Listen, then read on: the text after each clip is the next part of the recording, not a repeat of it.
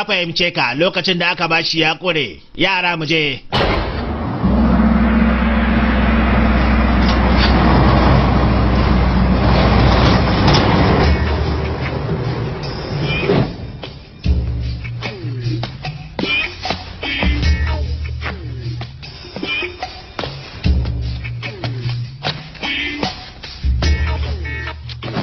Wannan wani yaro ne kuma?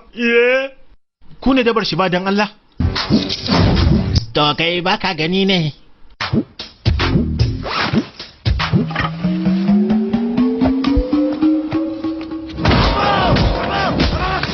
Wallahi ba ka yake kai.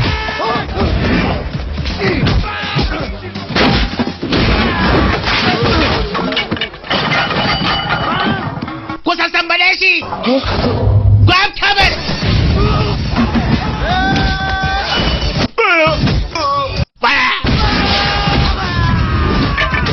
Kai, wayo, kai, ba za daga nan. Waya, kai.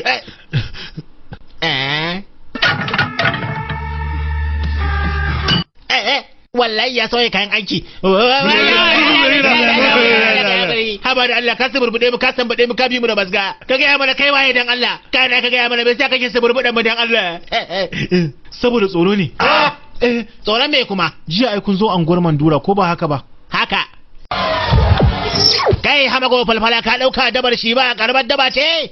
Wato ka ki ka bayar da yan canji. To lallai zan jira ka a ma'adanar kayanka zuwa hantsi ka zo da rufi 50,000. To kenan kai mutumin sa ne? A'a, ko kusa. Maganar gaskiya bana da wata alaka da shi. To amma me kawo wannan sambada haka?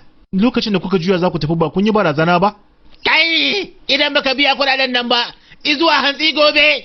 To wallahi ba kai kadai ba ma, kowa da yake wannan anguwa ta Madura na shafe shi daga taswirar Hyderabad. Ni kuma jiya ne ma na shigo unguwar domin zama a cikinta. Shine na samu labarin cewa bai biya ku ba. Kuma a bisa barazanar da kai idan ba a biya kuɗin ba, wannan sharar da za a yi, kenan ni ma za ta shafe ni. Kasancewar ni ma yanzu na zama mazaunin unguwar. To shi yasa na ce ku bari zo in shafe ku kafin ku zo ku shafe mu din. Jiya haka na kwana gaba ɗaya cikin tsoro ko abinci ban ci ba, bare na samu bacci. Shi yasa na wayo magana gaskiya ita ce wallahi barazana ce ba wai da gaskiyar muke nufi zamu yi hakalin ba. To shikenan ku ci gaba da harkalla ku amma ku daina razana mutanen gari iri na dan Allah kun ji ko? Domin ni ban san abin da zan iya yi idan na kasance a cikin tsoro ba. To na bar ku lafiya. Wayo dan uwa. Ku yi hakuri da Allah. To ba komai. Kai yanzu idan ka ji tsoro mai za ka yi dan Allah. Fecewa zan yi mana. Kai kuma ba. Ni kuma zan rike matata da karfin tsiya. To amma me yasa shi dan yara zan zai samu a cikin firgici? To wai shi wani irin yanayi ne irin nasa ne wannan? Yaya wannan ba sabo bane. Kai da alamu ya sambale ku ko ba haka ba? To ai sai ku shiga mota. Domin ya shigar da kara akan ku. Akan me wai? Ba ya zo ya dake ku ba? Bisa tsoron kada ku zo ku dau fansa ne akan sa. Ya kai ku kara. Kenan idan ya tsorata zai suburbuɗe mu sannan ya sanka makarar mu ga 'yan sanda. To wai shi waye ne haka? Dan uwa hakan ba sabo bane. Me harika? Shi kina da hankali kuwa? Kawai dai sai ya gaya miki ya sha wahala. Shi ne zaki dauki 20,000 ki bashi? Yanzu sai zan biya kuɗin haya kenan. Ki san ta yadda zaki yi mana dan Allah. Wannan batun taimakon naki ya fara yawa kuma. Ki daidai wa daida mana. Kwanan nan fa kika sumbaci wani wai dan yana gab da mutuwa. Kawai ta raya min ne? Shi sa ne haka. Gashi, idan kuma ya biyo ki, zaki sani ai. Ai saboda haka ne na gudu ba tare da ya san inda nake ba. Ƙawata bari in gaya miki kada ki taɓa yadda da maza.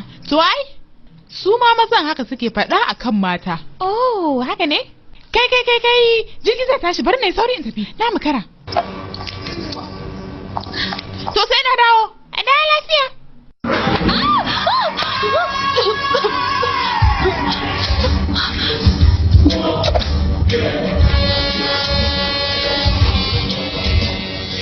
Wannan haya. Gaskiya shigarka ta yi kyau. Don an ke ce kika fitar da tsarin su. Kai kuma ka ƙara musu sheƙi. Dai kin gama da nan bakin ki ba zan kifi ba. Ko bayan na cire kuɗin wannan kayan ma ina fa binka 10,000.